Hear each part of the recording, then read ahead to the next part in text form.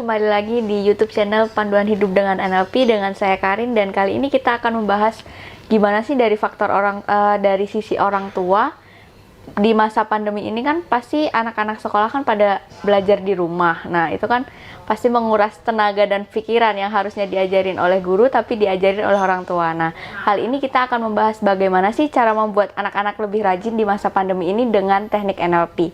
Sebelumnya kita simak yang berikut ini.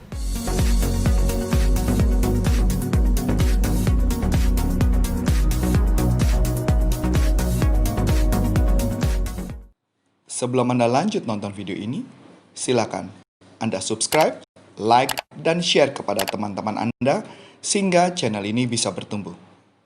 Nah, sebelumnya kita sapa dulu ya Coach Arifnya. Halo Coach. Halo Ya, Karin. sudah sehat Coach? Mudah-mudahan jauh lebih baik, ya walaupun belum 100%, tapi sudah jauh lebih baik. Makanya settingnya kita beda ya. Iya. Settingnya di rumah saya soalnya.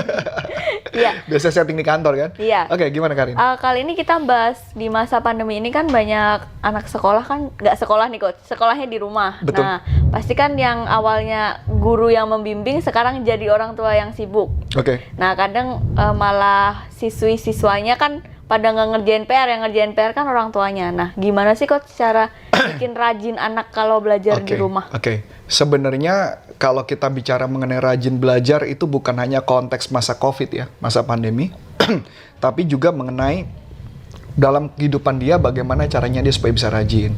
Nah, tapi ada yang menarik gini. Yang paling penting buat kita mau bicara dari sudut mana nih? Dari sudut orang tua dulu ya. Jadi sudut orang tua adalah yang pertama sebenarnya dia harus bisa membuat anak itu tertarik dengan belajar. Dia harus tahu alasannya kenapa untuk belajar. Jadi dia punya alasan kenapa harus belajar. Nah, gimana cara membuatnya nanti akan kita bicarakan. Yang kedua sebenarnya adalah orang tua tidak boleh membantu anak atau tidak boleh mengerjakan tugas-tugas. Walaupun memang saya pernah nonton waktu acaranya siapa ya, Deddy Corbuzier sama beberapa artis.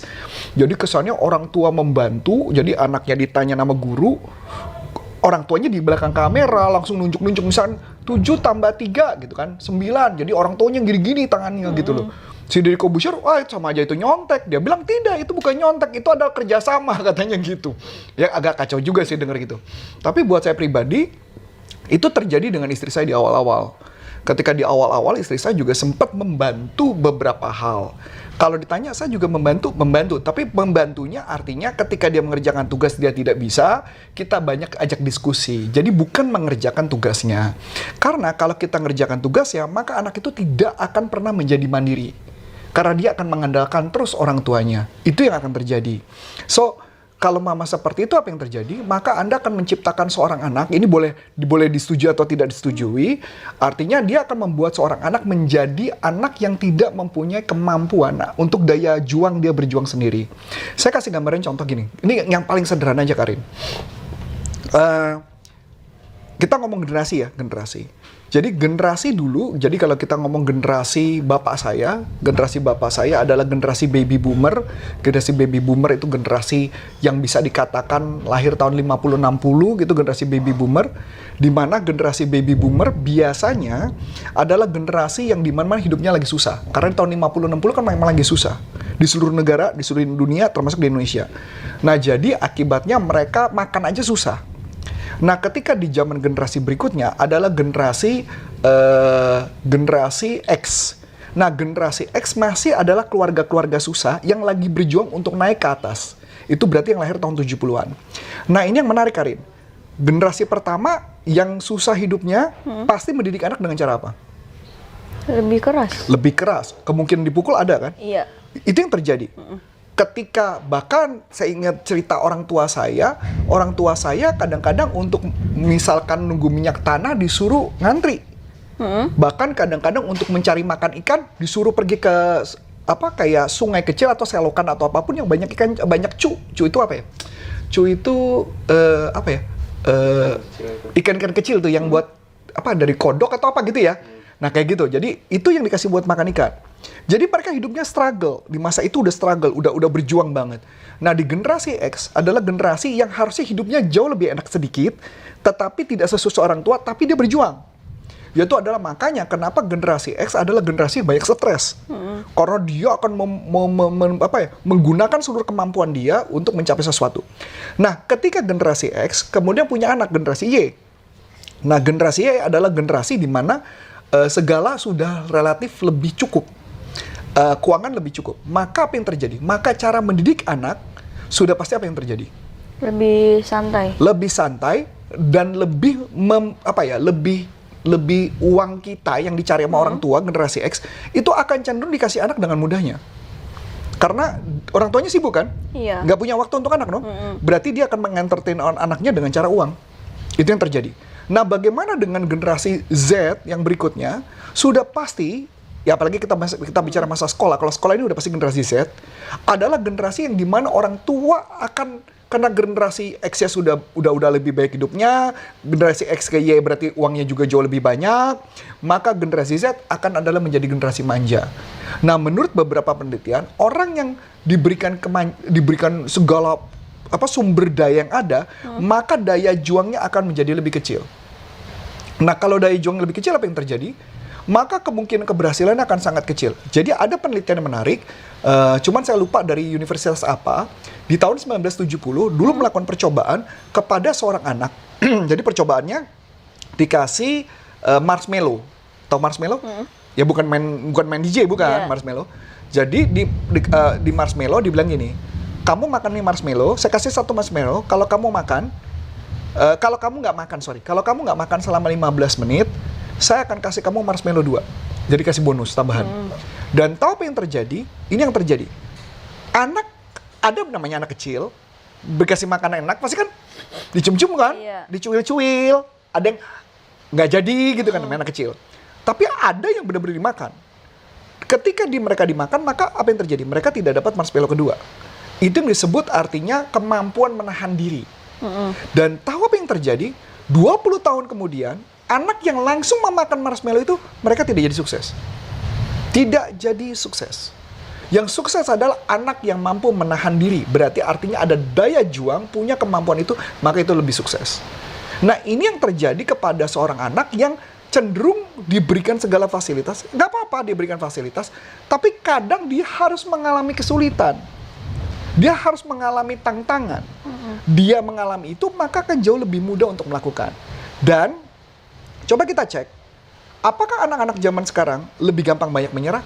Yes, lebih gampang banyak menyerah. Balik lagi, itu terjadi karena didikan dari orang tuanya yang memang membuat mereka gampang menyerah. Jadi artinya nggak berhasil, ya udahlah, ganti aja. Ganti hal yang lain dia sukai. Misalkan main piano, dia suruh main piano. Tadi pengen main piano, terus kemudian berhenti. Pengen main gitar, abis itu berhenti.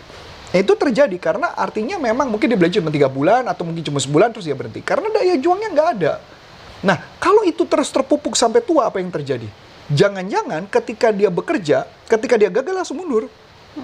Atau ketika dia dewasa, dia buka usaha, gagal, stop. Dia bilang, saya sudah usaha. Memang saya nggak mampu. Jadi yang paling baik adalah bagaimana kita mendidik seorang anak, dia mempunyai daya juang. Jadi biarkan saja, itu idealnya adalah begitu. Begitu, Karin?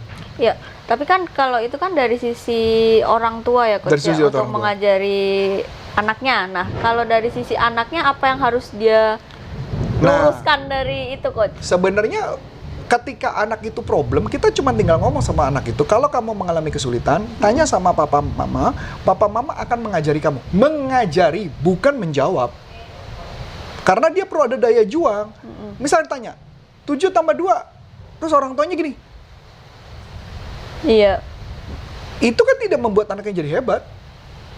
Yang terjadi adalah anaknya berpikir, ngapain gue mikir? Ada orang tua gue. Nah, itu yang terjadi kan. Masuk akal ya? Nah, sekarang pertanyaan adalah bagaimana membuat seorang anak rajin? Sederhana banget sebenarnya. Yang paling penting pertama adalah, mungkin kalau anak kecil sulit untuk kita mengatakan dia akan jadi apa. Kecuali anak SMP, SMA kita bisa lakukan. Apa impian kamu? Mungkin mereka bilang nggak tahu. Kita tanya 3, 4, 5 kali, biasanya nanti akan pelan-pelan akan muncul. Impiannya, ingat, impian anak-anak bisa berubah-ubah ya. It doesn't matter. It doesn't matter.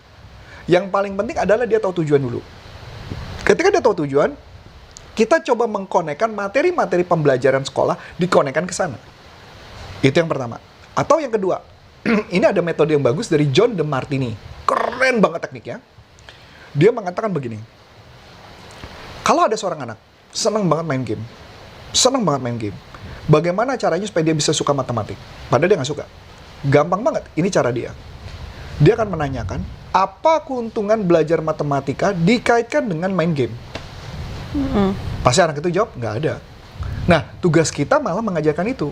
Jadi kita tarik lagi, apa keuntungan belajar matematika dikaitkan dengan game? Misalnya contoh, kamu tahu nggak kalau main basket itu ketika itu ada berapa derajat? Ya nggak? Angle-nya berapa?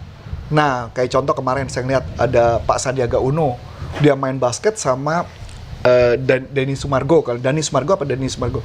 Itu lucu loh, keren banget loh. Dia ngelempar basket dari belakang digini doang masuk loh. Sekarang pertanyaan saya, itu datang dari mana tuh? Tekniknya itu. Tekniknya. Itu pasti mungkin mereka karena latihannya lama, mereka bisa masuk. Tapi kalau kita buat secara matematik, apa yang akan dilakukan? Oh, mungkin tangannya berapa derajat? Ya. Mungkin lemparannya mungkin seberapa kencang. Dengan matematik, maka itu kan jauh lebih cepat. Masuk akal? Itu yang disebut modeling. Nah, kalau kita latihan dulu sampai jangan-jangan ya kayak Mas Adi gitu ya, suruh latihan, ngelempar gitu sampai kapanpun seumur hidup kagak pernah masuk tuh. Sampai kita mengukur derajatnya berapa angle-nya, baru kita bisa lakukan. Sama aja kayak Adi kan juga suka bola, sama. Asal kita tahu bagaimana nendangnya, bagaimana berapa derajatnya, berapa kekuatannya, kita megang bolanya, kita tahu begitu pegang bola, oh tekanan anginnya cukup apa nggak cukup, itu kan sebenarnya udah bisa ngitung. Dan itu bisa dihitung. Gitu Karin. Jadi bagaimana cara buat anak belajar? Cuma pertanyaan adalah apa keuntungan pelajaran itu berkaitan dengan hal itu. 2 ya, atau ketiga. Ada satu teknik NLP yang namanya anchoring. Teknik anchoring itu sederhana banget. Sederhana banget. Caranya adalah dengan menyentuh. Jadi menyentuh. Saya ambil contoh. Misalkan contoh saya menyentuh bahu. Ya, ini contoh aja ya. Saya nggak akan menyentuh, jadi ini contohnya menyentuh. Jadi misalkan contoh, kita tahu pelajaran yang suka apa, kita memegang bahunya dia di tempat titik yang sama. Misalkan bahunya, anggaplah di ujung yang hijau ini gitu ya. Ya nanti gambarnya di zoom, di bagian ujung hijau ini. Jadi misalnya saya pegang bagian itu, ketika nanti kita ngomong pelajaran yang tidak disuka, kita tinggal menyentuh bagian itu. Jadi nanti dia akan pelan-pelan mulai ke acak, dan seenggaknya dia akan mulai pelan-pelan dia akan menyukai pelajaran itu. Dan itu harus dilakukan berulang kali. Jadi contoh lagi ya, kita contohin ya. Misalkan contoh, pelajaran apa yang kamu suka? Pura-pura anggaplah kamu anak kecil. Oke. Apa anak kecil yang mana belajar? Ya, anggaplah pelajaran apa matematika gitu. Nggak mungkin. Anak kecil suka matematika tuh hampir impossible tuh. Ya Gambar, memang karena memang Karin pinter sih susah. Misal gambar ya. Gambar. Kamu suka menggambar? Iya. Nah, ketika itu kita langsung, oh apa yang membuat kamu suka? Jadi kita sentuh, nanti tolong di zoom dan kemudian dibikin gambar, ada tulisan menyentuhnya. Apa yang disuka? Kenapa kamu suka menggambar? Karena ada banyak warna-warni. Oh gitu. Itu yang kamu suka ya? Iya. Nah, habis itu kita cabut tangan kita angkat, kemudian kita lepaskan. Kemudian kita bilang, matematik gimana? Nggak suka. Susah. Nah, baru kita, oh susah ya? Oh, kalau sekarang gimana kamu bayangin? Diamin dulu. Karena matematika kan hampir sama dengan seni gambar. Sama-sama menyenangkan. Tentu kan? Kita sentuh. Nanti di kepala dia mix auto. Nanti pelan-pelan gini. Iya juga sih. Nah, kayak gitu nanti yang terjadi. Ini adalah teknik NLP. Nanti kalau dia sudah suka, ya udah nggak perlu disentuh lagi. Dan ini memang harus dilakukan beberapa kali sampai menjadi sebuah belief yang dia percaya bahwa matematika itu mudah. Tapi ada satu syarat ya. Saya ambil contoh. Matthew dulu pelajar kelas 3 SD. Anak saya Matthew sekarang udah kuliah. Kelas 3 SD itu tidak suka matematik, Karin. Tidak suka sama sekali. Yang saya lakukan apa? Yang saya lakukan adalah menggunakan teknik itu. Dan Matthew sekarang suka banget. Fisika, ampun-ampunan dia. Iya. Suka banget. Jadi pertanyaan menarik adalah apa yang saya lakukan? Ya saya cuma hanya menyentuh bahu gini doang. Saya tidak melakukan apapun. Itu kurang lebih yang membuat dia bisa suka. Tapi menyentuhnya harus gini aja apa? Gini nggak apa-apa kok? Begini nggak apa-apa, tapi harus di lokasi yang sama. Oh. Dan for information Karin ya, sebagai Karin tahu, Matthew di kamarnya ada papan tulis, whiteboard. Whiteboard, dia sengaja beli whiteboard sendiri dengan 3 spidol dan penghapus. Jadi kalau dia belajar sesuatu, untuk cara dia memorisnya adalah dia menulis di papan tulis. Menulis di whiteboard. Dan itu menurut saya nggak common, itu bukan saya banget tuh. Nah, yang menarik di kepalanya dia adalah dia melakukan secara NLP, karena dia sudah NLP practitioner. Dia melakukan sendiri prosesnya. Jadi, itu cara kerja dia. Kalau orang tua suka kesulitan untuk membuat anak belajar, anak saya mah Matthew tuh mah gila belajar. Itu kalau malam tuh jam 9, jam 10 atau jam setengah 11 kadang belum berhenti tuh. Dia masih belajar. Jadi saya kesulitan untuk memberhentikan dia belajar. Nah, itu yang terjadi. Jadi proses yang saya lakukan adalah dengan cara menyentuh itu, atau begini juga boleh, silakan. Tidak harus itu, Karin. Misalnya contoh, kasih jari Karin, gitu ya. Jadi bisa saja di buku-buku jari juga bisa, atau saya pegang di kukunya jari juga bisa. Bisa ditekan kayak ditekan gitu, kayak Karin contohin, ditekan. Nah, seperti itu. Jadi kamera kasih lihat kamera, diginiin. Nah, kayak gitu, ditekan. Tekannya nggak perlu kenceng-kenceng. Oh. Oke. Menarik ya? Iya. Jadi cara sederhana dengan teknik NLP bisa membuat orang jadi rajin belajar. Begitu kali ya. Ini kayaknya video kita udah panjang nih. Iya, menarik banget ya. Jadi untuk ibu-ibu yang kesulitan untuk anaknya belajar di masa pandemi ini bisa tonton channel kita ya, Coach ya. Ya. Mungkin pembahasan kali ini sudah cukup, Coach. Ya udah banyak nih pasti. Iya, jangan lupa like, komen, dan subscribe. Jika ada ibu-ibu nih yang sudah menonton terus ada yang mau ditanyakan lagi, boleh di komen ya. Dan bisa di-share ke teman-teman yang lainnya. Dengan saya Karin. Dan saya Coach Antoni Sarif dari Panduan Hidup dengan NLP dan NLPleadershipindonesia.com. Sampai jumpa. Bye-bye.